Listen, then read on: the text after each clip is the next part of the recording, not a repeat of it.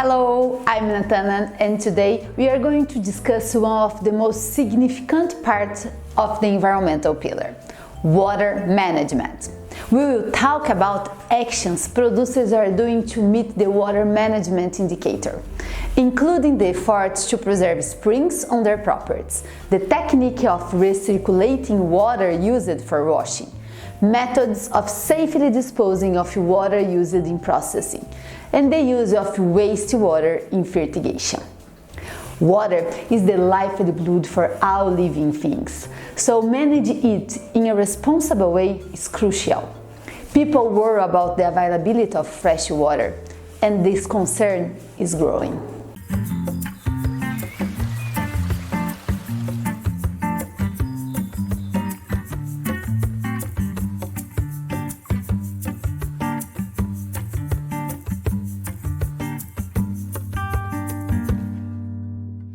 Spring preservation requires time and money from producers. There are several methods that can be carried out to preserve springs, such as planting native trees or even the natural regeneration of the area through fencing to protect against animals, building basins for catching water from torrents, among other practices. Each of these actions must be done at a cost, which can be substantial depending on the size and the location of the spring.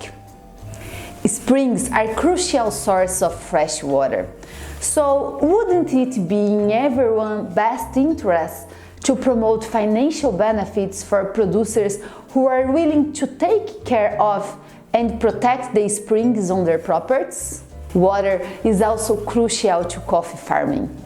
Coffee production involves several steps, but the washing of the coffee is considered important in Brazil, as it cleans the coffee cherry, removing things such as stones and leaves. In Brazil, unlike other countries, harvest takes place only once a year.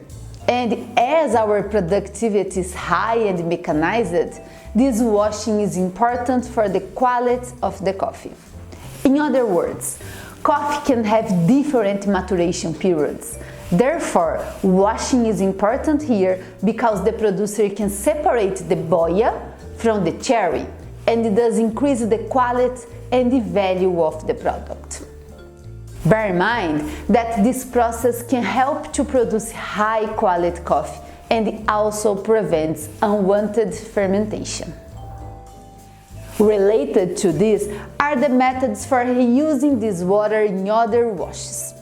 The recirculation of water for a new wash proves advantageous in both economic and environmental terms. The average cost of washing is 3 to 5 liters of water per liter of coffee fruit. So, reusing the water can reduce the overall water consumption by up to 10 times.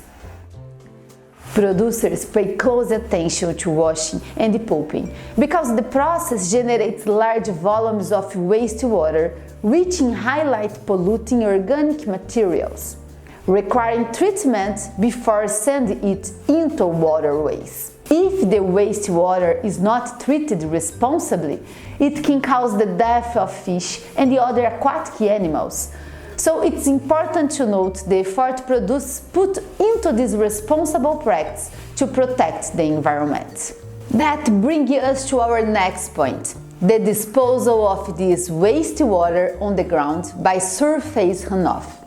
It's a highly efficient water treatment system for removing pollutants. During the process, the liquid waste is distributed on the top of land with a slope, so the waste can flow until it's collected by dishes at the bottom. Another method used is fertigation. This technique uses the reused water through the irrigation to feed the cultivated soil.